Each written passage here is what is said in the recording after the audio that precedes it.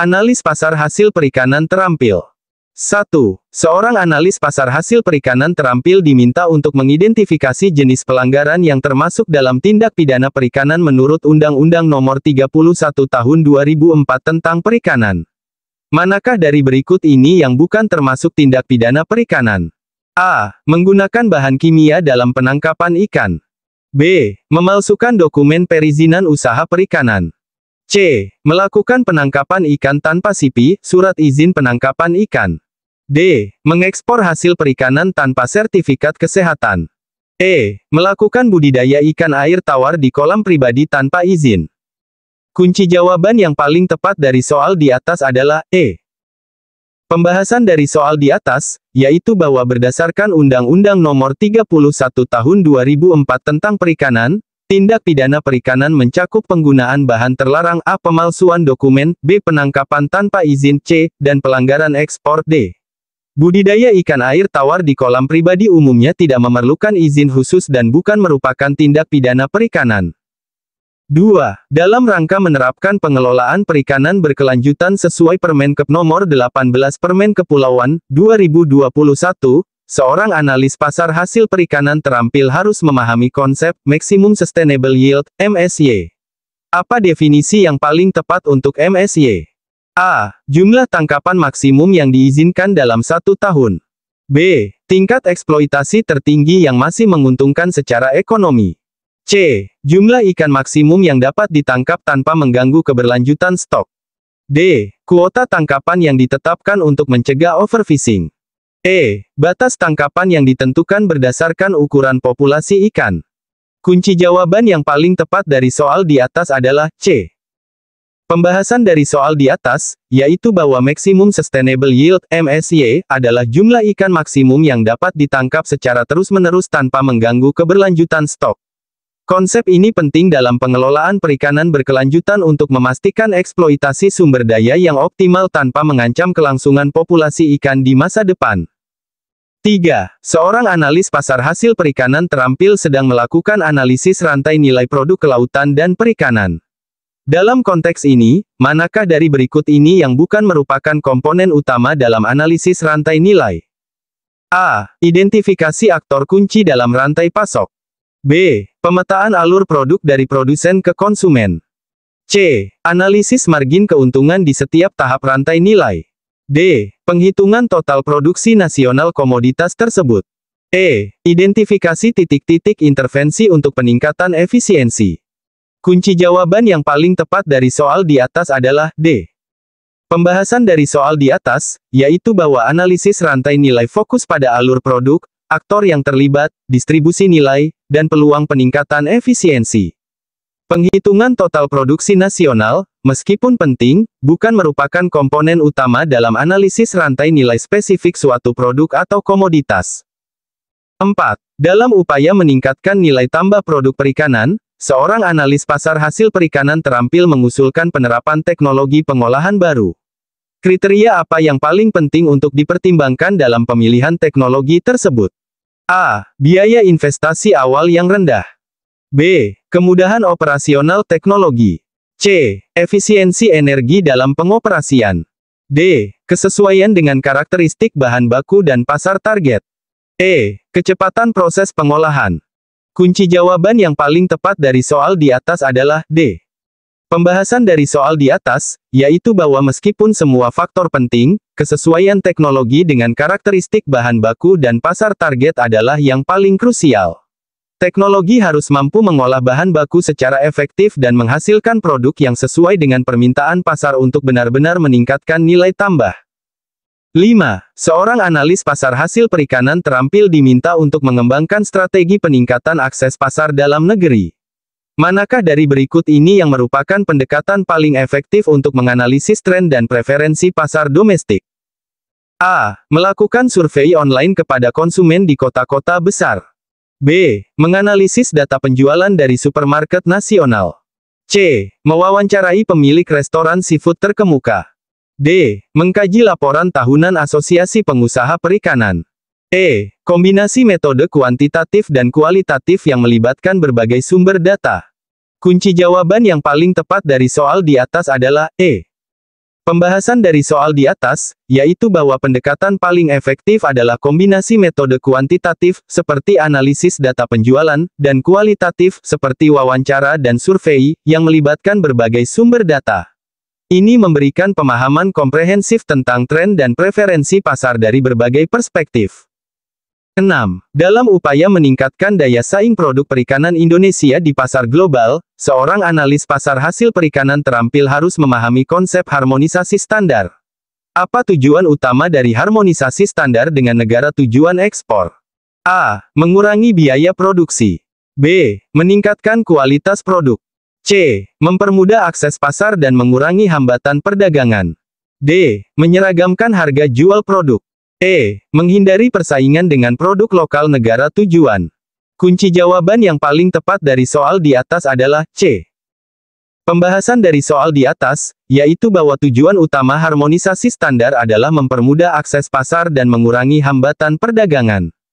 Dengan menyesuaikan standar produk dengan persyaratan negara tujuan, eksportir dapat lebih mudah memasuki pasar tersebut tanpa menghadapi hambatan teknis yang signifikan. 7. Seorang analis pasar hasil perikanan terampil sedang menyusun strategi branding untuk produk kelautan dan perikanan Indonesia. Manakah dari berikut ini yang merupakan pendekatan paling efektif dalam membangun citra produk di pasar global? A. Fokus pada harga yang kompetitif. B. Menekankan volume produksi yang besar. C. Menonjolkan keunikan dan kualitas produk berbasis sumber daya lokal. D. Meniru strategi branding pesaing utama. E. Menggunakan nama merek internasional. Kunci jawaban yang paling tepat dari soal di atas adalah C.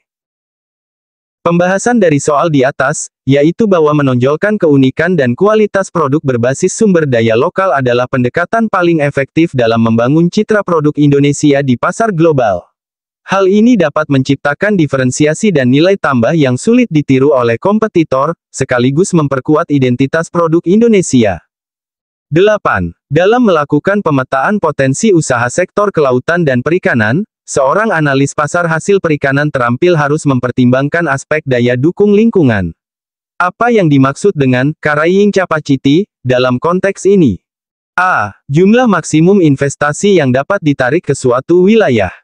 B. Kapasitas infrastruktur pendukung yang tersedia. C. Kemampuan lingkungan untuk mendukung aktivitas perikanan tanpa degradasi. D. Jumlah tenaga kerja yang dapat diserap oleh industri perikanan. E. Kapasitas produksi maksimum fasilitas pengolahan ikan. Kunci jawaban yang paling tepat dari soal di atas adalah C. Pembahasan dari soal di atas, yaitu bahwa carrying capacity, atau daya dukung lingkungan mengacu pada kemampuan suatu ekosistem untuk mendukung aktivitas perikanan tanpa mengalami degradasi yang signifikan. Ini penting untuk memastikan keberlanjutan usaha perikanan dalam jangka panjang. 9.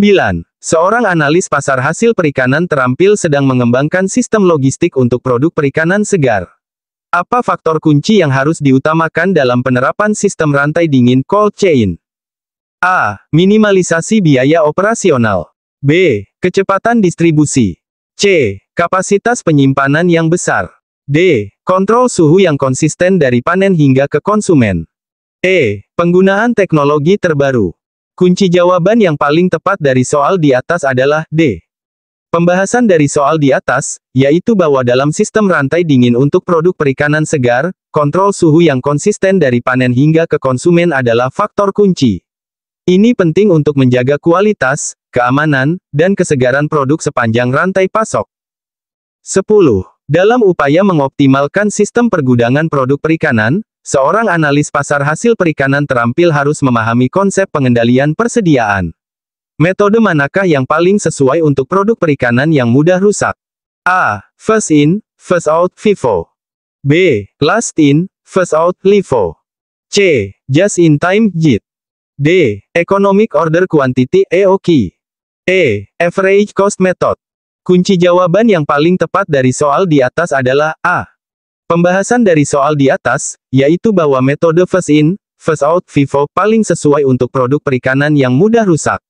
Metode ini memastikan bahwa produk yang pertama masuk gudang adalah yang pertama keluar, sehingga meminimalkan risiko kerusakan produk akibat penyimpanan terlalu lama. 11. Seorang analis pasar hasil perikanan terampil diminta untuk menganalisis peluang pasar internasional bagi produk olahan ikan Indonesia. Dalam melakukan analisis ini, aspek apa yang paling kritis untuk dievaluasi? A. Preferensi rasa konsumen di negara tujuan. B. Regulasi keamanan pangan dan standar impor negara tujuan. C. Harga produk kompetitor di pasar global. D. Kapasitas produksi industri pengolahan ikan nasional. E. Nilai tukar mata uang negara tujuan.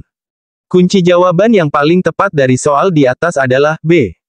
Pembahasan dari soal di atas, yaitu bahwa meskipun semua aspek penting, regulasi keamanan pangan dan standar impor negara tujuan adalah yang paling kritis.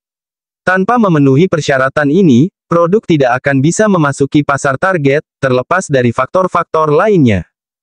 12. Dalam rangka meningkatkan efisiensi distribusi produk perikanan, seorang analis pasar hasil perikanan terampil mengusulkan pengembangan sistem logistik multimoda.